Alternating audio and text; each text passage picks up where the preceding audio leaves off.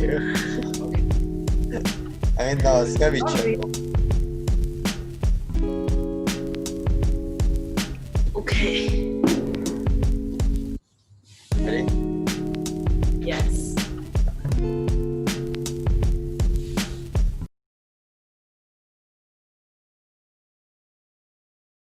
Welcome to another episode of Pillowtalk.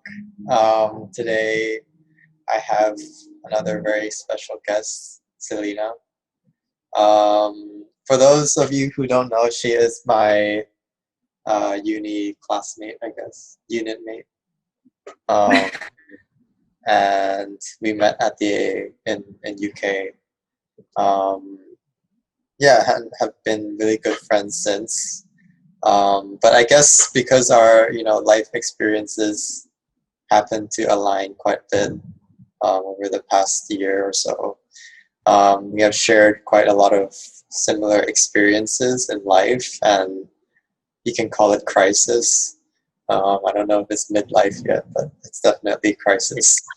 Um, and she took a year out to go to Thailand, which I guess she will talk a bit more about later. But anyway, how are you? How are you doing? I'm doing good. I'm doing well. Yeah. I'm currently in Jen, and just sort of in transit, spending some time with my family and preparing my trip tomorrow to go to Dali in China. Oh, it's tomorrow. Oh my God, so soon. Have you packed? Yeah, not yet, but I mean, I can pack in 1 hour. It's fine. It's easy. Yeah, it's true. How long's the flight? I think it's just 2 hours. It's very easy. Oh, okay. And you don't have to quarantine all over again, right? So. I quarantined twice. To quarantine again. Yeah, that's good. So I guess how are you finding quarantine life, and how have you coped so far? I mean, you quarantined twice. Once you got back from Thailand to Hong Kong, and once going back from Hong Kong to Shenzhen. So how did you sort of mentally cope with that? I mean, in terms of how, I wouldn't say I have the best coping methods in a way. Mm-hmm. I just try to cope with it. But I would say the first time when I went back to Hong Kong from Thailand, it was quite difficult. Yeah. I was Airbnb, staying in a strange place. Didn't really have family around to help me out. And it was a really big drastic change. I mean, I was very free in this beautiful tropical island with my friends. Yeah. Suddenly I was alone in quite a small confined space, and also a strange space. And I would say I try my best to cope with it,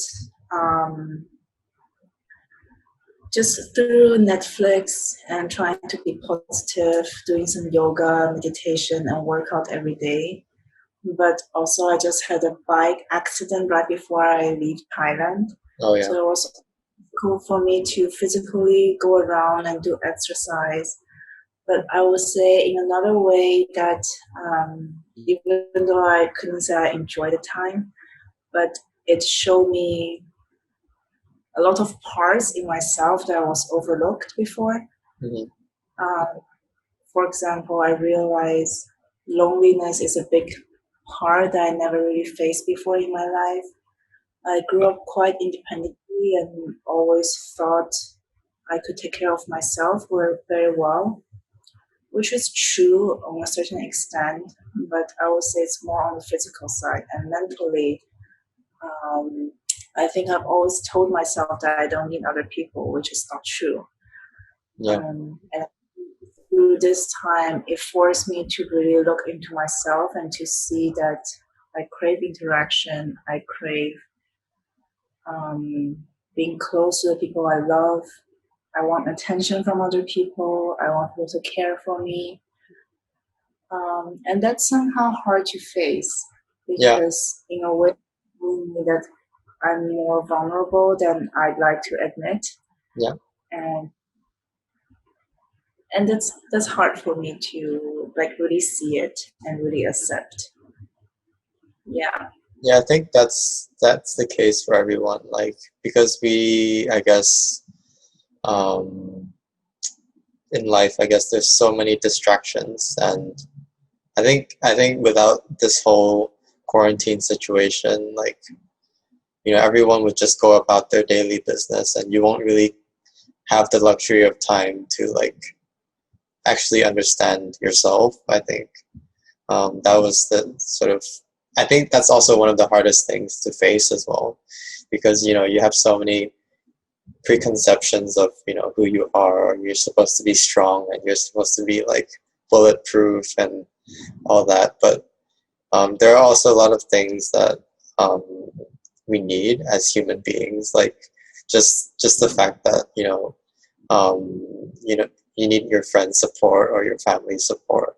I think issues like mental health definitely are a lot more relevant these days because of that, these situations. So it's definitely good to have this time, but to like reflect on yourself and try to figure out what's going on inside. But I also know that like other than like meditation and stuff, like you started quite a lot of like personal projects. Like in Thailand, you mentioned like you started taking up photography for like taking portraits of your friends and doing similar interviews with them to like understand more about them and their lives and their stories and stuff. Like, what do you think inspired you to like do that in the first place? Yeah, first of all, I think I'm in a very special time of my life. Well, every time of our life is special, but right Mm. now I can really feel myself in a transition period. I would say I grew up quite traditionally in a way. I've always went to like good school, good university, sort of going along a quite smooth Yeah. and goal-oriented life path. And although I study architecture and I love architecture, but I think there is a point that everything sort of became routine. And I have a general idea of what I want, but not very specifically. Is I have an idea of okay, I want to do architect, I want to be creative, but like how and why, Mhm. it wasn't very clear for me. And I guess during this time, I transitioned to just doing things and having thoughts in the back of my mind, going to consciously trying to seek answers and trying to understand things and to start to begin this like seeking request, I guess, seeking quest intentionally because I've met a lot of really interesting people in Thailand and people lived in all kinds of ways that's really different from the people I've met before. Right. I mean, I'm fortunate to grow up in a middle class family and have quite stable financial support. And in my whole life, I've been surrounded by people that have similar family background. My entire life, I mean, in the island Kopangan, I've met people that maybe have a lot of fortune and also people who have nothing. People that are happy no matter how much they have, or people that are not happy, also even if they have a lot or have nothing. Yeah. But it's just such a broader and diverse living style that just really broadened my eyesight to see that okay, there are a lot of different ways of living, which is something I guess everyone know, but we know this intentionally, but we don't really incorporate it in our heart Mm. or like emotionally in a way that we don't fully understand it. And after meeting them, I just became very curious about their mindset. Um, for example, I have this friend, he barely has any money, I would say, but he's quite content and quite happy, and he has this very strong belief and confidence that everything will work out fine, and everything does work out fine for him, and he's incredibly happy. And that's just one example of the people I've met. So I wanted to interview them. I want to photograph them to understand them more, and also to put it in a physical form. Yeah. That there's a power of putting your thoughts and your concept into something physical, because it sort of becomes a product, maybe not product, but to have a volume in the physical world. It Yeah. transforms them into something concrete, and that's what I've wanted to do. And I guess also through photography, it helps me to filter out the things I see, because our eyes sees everything. Yeah. And sometimes I know I'm interested in certain things, but I guess it's the same thing, putting the things I see in a concrete form, and that transform the things I see as well, and also help me to filter out the things I see, and to make me understand why I'm interested in certain things. Right. So it's like a life teacher in some other way. Yeah. Yeah, I think like, well, no doubt your experience in Thailand has been like, I guess quite life-changing. I mean, you took a break from school because of, I guess traumatic events. How do you think, I mean, in general, I know like there's like tons of things that we talked about before that you think has changed your life, but um, how would you think that your experience there in a year really, changed your perspective or changed you as a person? Because you also mentioned to me before, like, before you went to Thailand, you felt like you were a completely different person, as if, if you were to look back exactly a year from now, I guess, like ago in the past, what do you think has changed the most about you? Well, what changed the most? That's quite hard to pinpoint, but I would say what changed the most is that, well, in a more general term, my perception of things has changed. And with that, what I mean is I saw a lot of things I've overlooked before, Mhm. and I've learned new ways of looking at the same thing. I mean, it's a quite abstract way of Yeah, saying things. For example, I began to see my conditioning from the society, from the family, which I wasn't aware before. I thought, okay, I grew up this way, and this is me. I am scientific, yeah, yeah, logical, yeah. smart, whatever, and I assumed that is all me. But then I realized that no, a part is you, but a part, it's like an onion. Maybe in the middle is the core of me, my true self. But as we grow up in a society, and also with parents, with friends, we're getting a lot of information from them, and there's a layer of our family value that wraps around us, and maybe our friends' opinion, and also society's opinion. Mm. And layer by layer, they form who we are now. But this wrapping process is quite unconscious in a way. We don't know they are there. Yeah, yeah, yeah. By seeing them, then you can start to make a conscious choice of, is this who I am? Do I agree with the value that a society has put on me, or my family, or my friends? And you can see that, okay, that's not really what I align to or what I like. Mm. Yeah. But from that on, you can make a decision of keeping them or peeling them off. Mm. And by doing that, it also broaden my eyesight when I'm viewing other people. I start to judge them less and to realize that everyone is who they are because of numerous reasons. Nobody is completely good or completely bad. and the way they act always have some sort of reason behind, from the society, from their experiences. Um, so now I know that the world is not black and white. It's a spectrum of many things together. So I can't judge things and say this is good or this is bad anymore. And it also made me realize that everything is good and bad, or everything is not good nor bad. Everything is neutral. It really depends on the way you look at them. Yeah.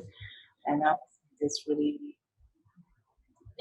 changed everything for me, in many aspects. Like you said, I was in quite a depressed mode before. That's why I took my gap year. And at that point of my life, I only see the negative side. I didn't see anything positive. And I saw trauma as something that was unfair. And I took a lot of self-pity on myself. But now I'm starting to see those experiences as lessons, and to see the part I was struggling, but also see how much I've grown and how much I've learned through those experiences. I mean, it's still hard for me. Yeah. I'm just starting on this, I can say maybe like this path of healing. But I can definitely feel myself becoming more calm, less judgmental, and much more positive. Yeah. Yeah, I think you mentioned like the process or the journey, I guess, of self-healing. I guess a lot of people may find that very abstract, including myself. Um, Pretty much like a few months ago, I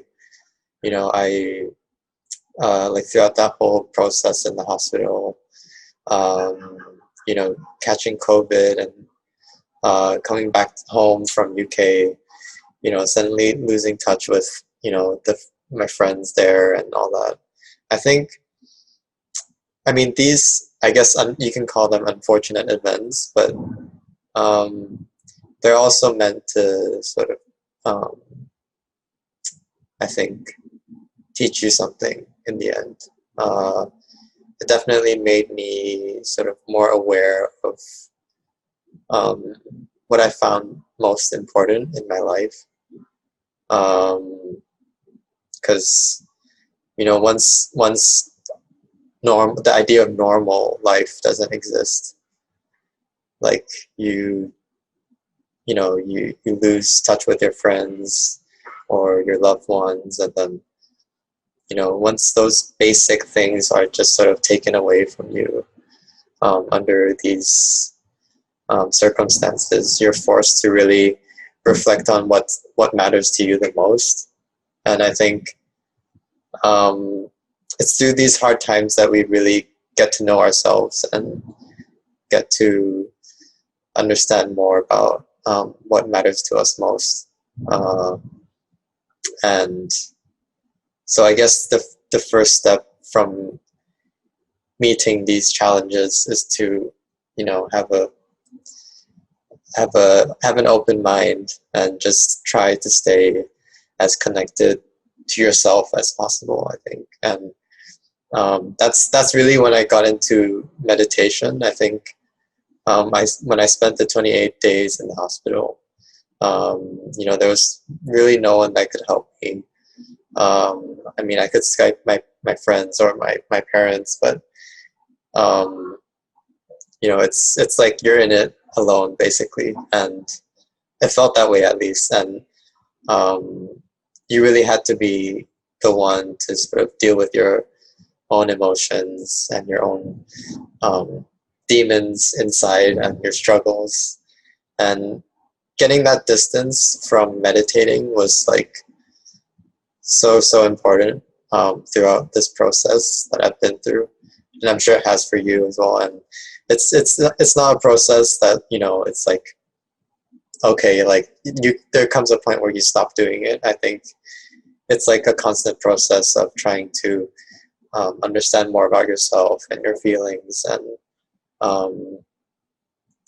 those when you can sit with those fears that you have inside with silence, then I think by like observing it without any sort of feelings attached, I think that is like a sign that you have truly sort of not really overcome, but like it's just like you're less affected by it. I feel like I don't really personally believe that there's a point where, you know, all our fears go away and like you're like invulnerable, because I feel like everyone is vulnerable to a certain extent.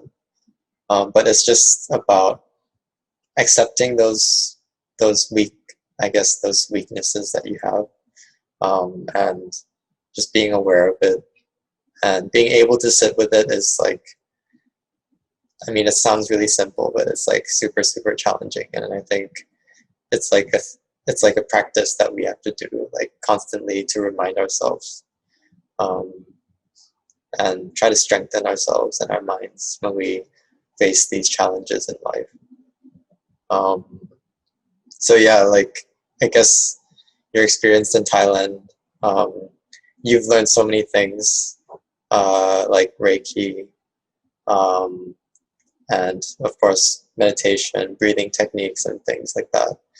Is there like one thing that sort of like really stood out to you, in all the things that you've sort of touched upon? I'm not sure if I can pinpoint one thing, but Mm-hmm. I think just a reflection of what you've said, that I think the society puts so much positive or negative connotation on certain things. Yeah. Like when we talk about vulnerability, and we mark them as weakness, as something negative, and successful or being independent, being very driven is marked as something positive.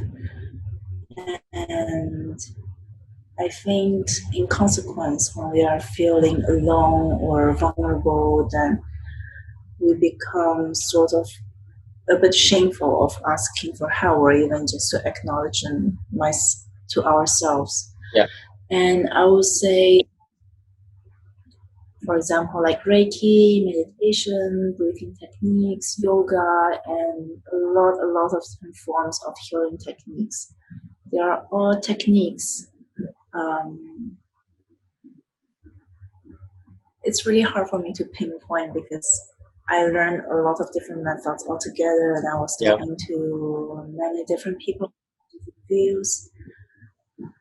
I would say that maybe I'm going a little bit off topic. I don't know where I am now. Okay. But what I want to say,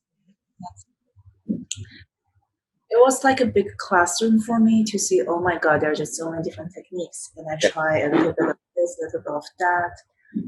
And throughout this period of time,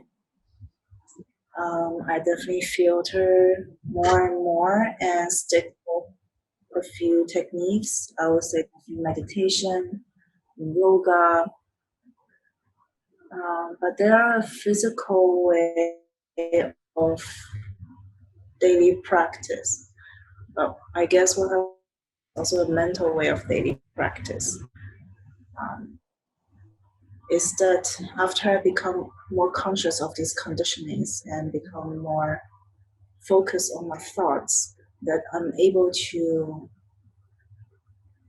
identify my thoughts and identify my emotions when they pop up and not overlook them. And I would say that is that might be the most important techniques that I have. Yeah. But I don't really know how that, because it's not really like a scientific, Yeah. or like a math equation that, okay, A plus B equals to C. Yeah. Yeah. Yoga equation equals to being aware of yourself. Mm-hmm. I think everything there are also numerous books I've read, and I think all of them contributed to where I am now. Yeah. Where I'm going to be in the future. I mean, I feel like I just opened a new door, and I'm still just seeing a small part of it, and the the world is like vast. It's like the universe is endless. Um, but I'm glad I'm on this path. I've opened this door. I'm not blocking anything away anymore. Um, I would say, well, going back to the topic, maybe physically, on a physical practice form, meditation works for me the best. But again, I think it also really depends on everybody and how they work. There's no one method for everybody. All Yeah, those yeah, methods are different um, specialties, and you also don't have to stick with one. You can try a lot of different ones, and maybe depends on the events you have throughout different periods of your life. You might find yourself preferring one method over the other, and I think they're all fine. But what's the most important thing is to be conscious of ourselves, be conscious of our thoughts and emotions. And I think everyone can just try out what way works for them. And yeah, I don't know where I am now. yeah. I think that's a really good message to throw out there, especially now. When the world is in such a messed up state. Like doesn't matter if it's politics or like just like I think the human race in general is like a bit messed up these days.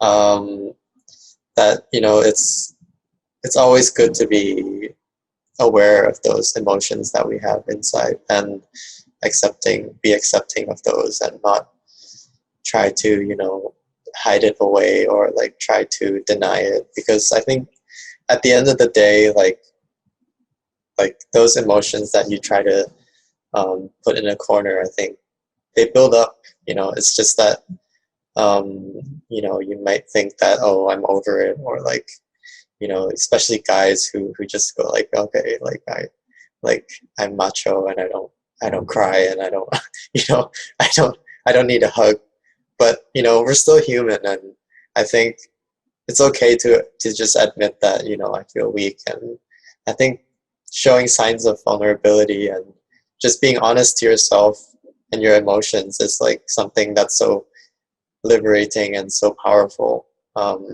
And I think until you really accept that uh, about yourself, allowing yourself to have those emotions other than like trying to back away from it or um, shy away from it, that you really sort of um, free yourself from a lot of the unnecessary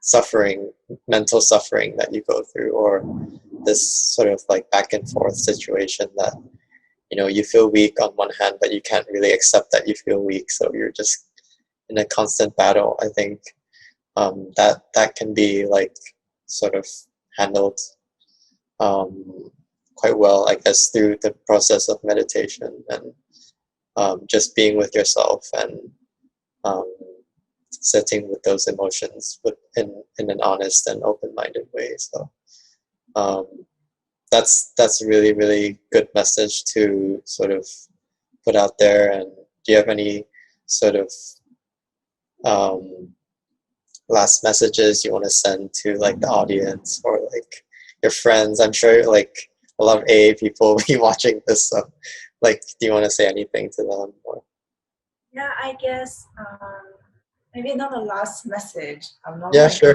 but I think going back to not identify anything as black and white.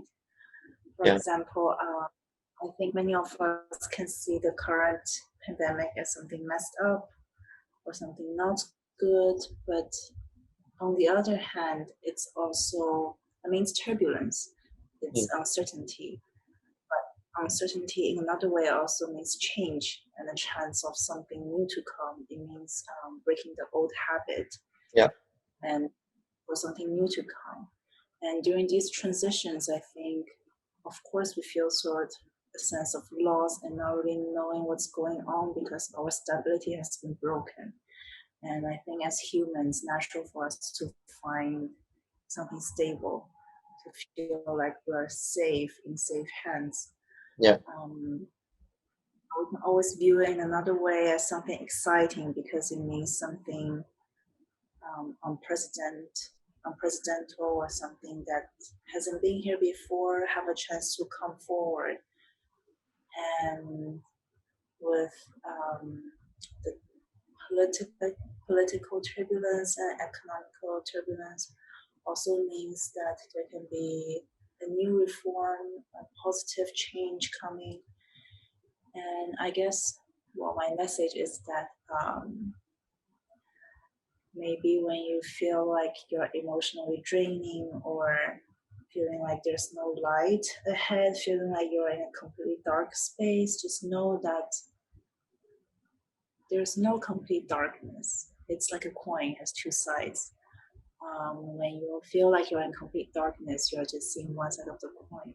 And if you just flip it, then you can see another side. And that really goes for everything in life. I truly believe in that. And yeah, that's my last message, I guess. Yeah, that's amazing. I think everyone can just take that and run with it at this point. It's like that's super super like important, and um super happy to have you, Selena. It was so Yeah, much fun yeah. talking to you, and hope everyone is well who's watching. Sending positive vibes to all of you, I and love my everyone. I hope everyone's doing well. yeah, Yeah. okay. Thanks so much. Yeah. Bye.